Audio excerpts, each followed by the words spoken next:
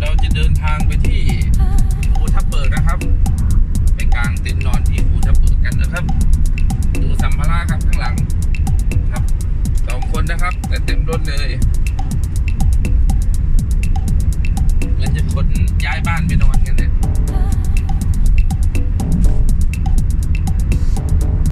ยีราเว่นทับเบิกนะครับก็เลี้ยวขึ้นไปเลยนะครับเซเว่นอยู่นี่เป็นสีนี้วะเซเว่นที่ท่องเที่ยวเดินทางต่อไปบนถนนหมายเลข233อีก18 กิโลเมตร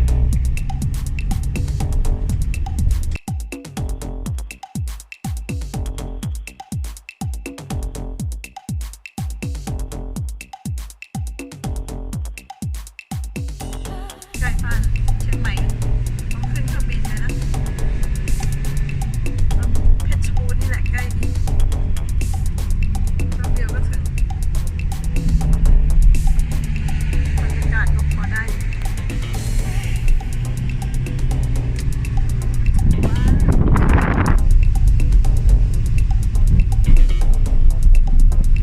ใช่ปลูกกับต้นกล้วย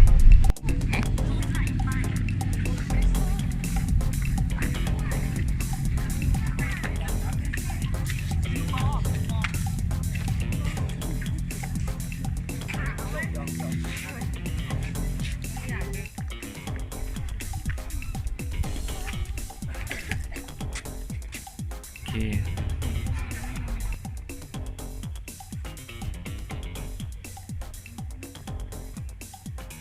สวยมากเลยตรงนี้เราผ่านมา111 โค้ง จริงอ่ะเนี่ย ไม่งั้นเขาจะเขียนทำ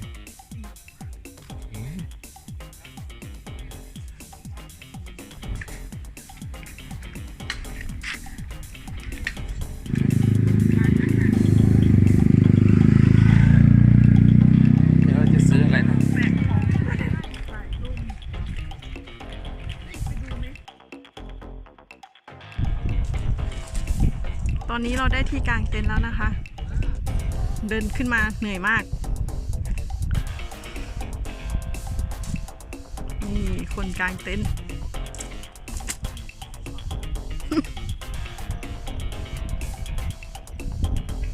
เอามือเอื้อมเมฆดิน่ะอยู่บนหัวเธอใกล้ๆเองอ่ะนั่นแหละนั่นแหละ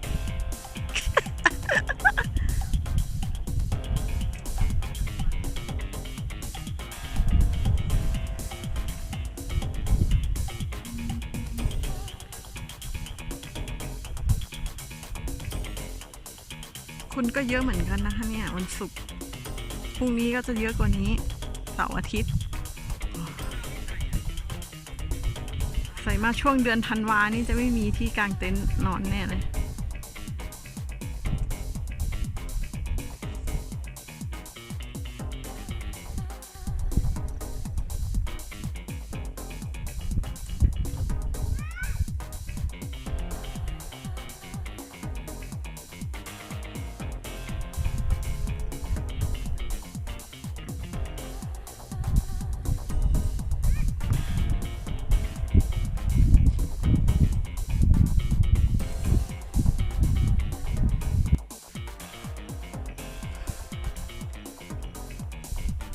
ตอนนี้กางเสร็จแล้วหันหน้ามาสิคนกางเต็นท์อะไหวไหมทีละเอ้ยไม่ได้จะล้มเอาไม้มาสิ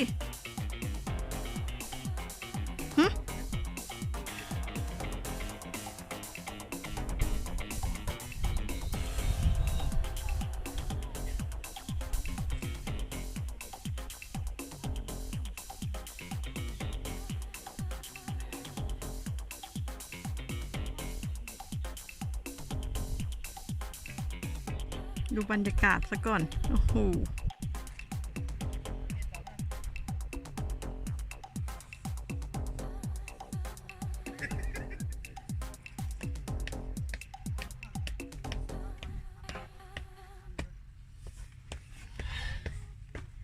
หมดสภาพแล้ว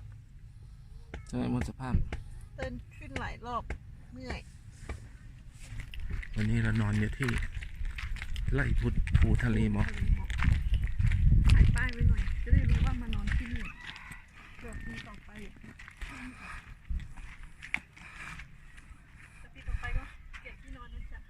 2น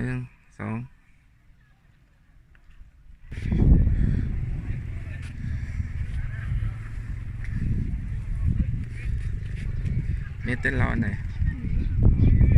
สีเขียวๆดูนะครับล่างสุดเลยสีเขียว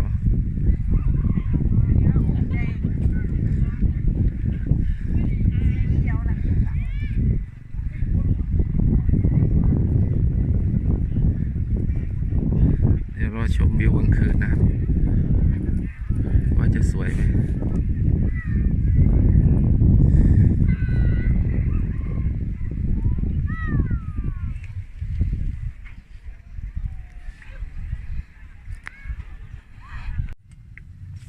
นี่นะครับเมนูเย็นนี้หั่นหมูก่อนไม่รู้อะไรก็หั่นไว้ก่อน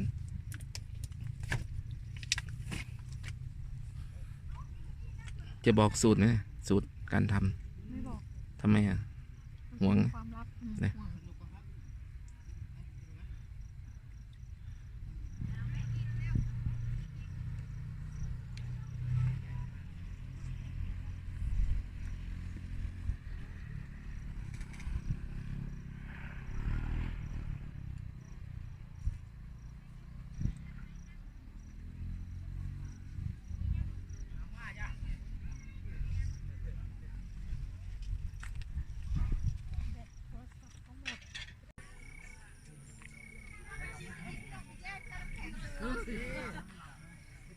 กินอะไรอ่ะเจียวฮ้อน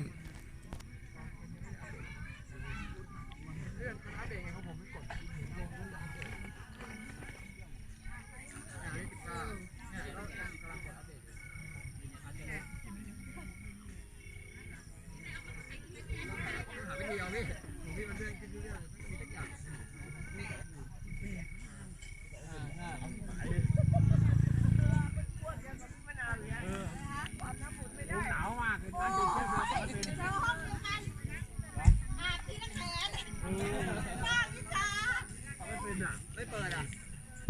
ปิดแก๊สก่อนหรือติดปุ่มล่างไม่กดปุ่มล่างยังมันจะมีปุ่มต่างๆด้วยไฟไม่ติด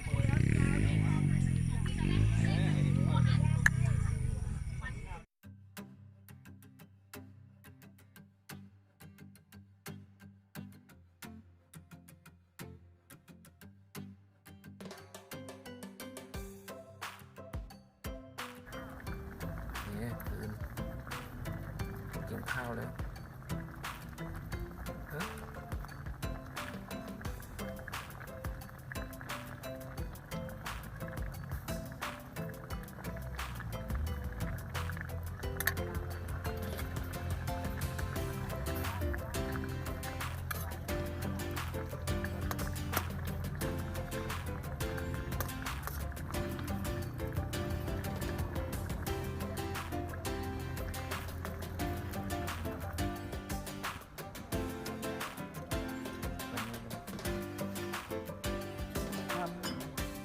โหมากเลย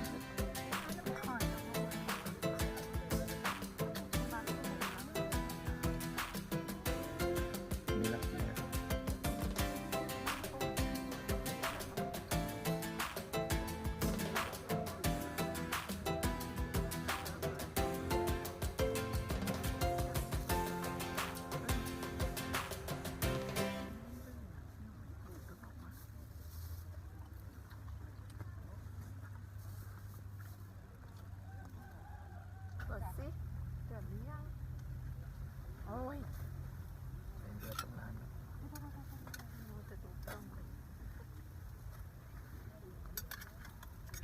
ไม่ใส่แขนยาวขายาวถูกแล้วเขาไปหาเรือนเด็ก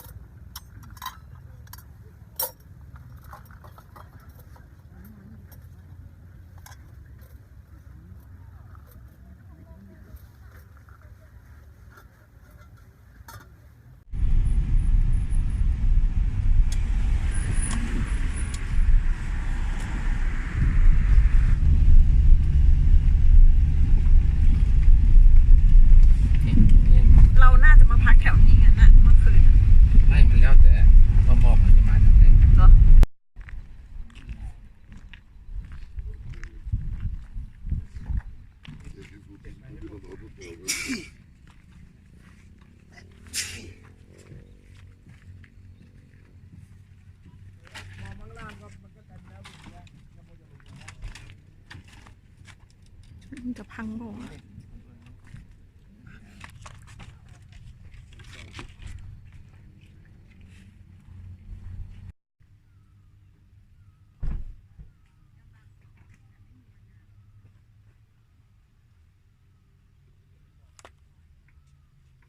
หมอกกำลังปีนเขาเลย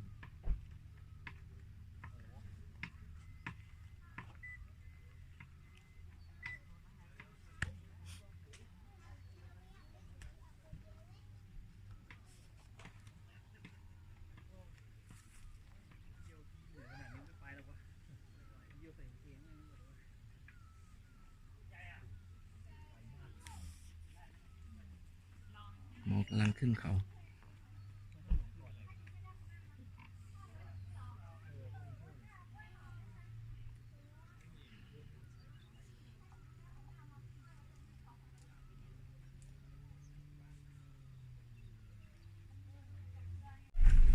หมอกหมอก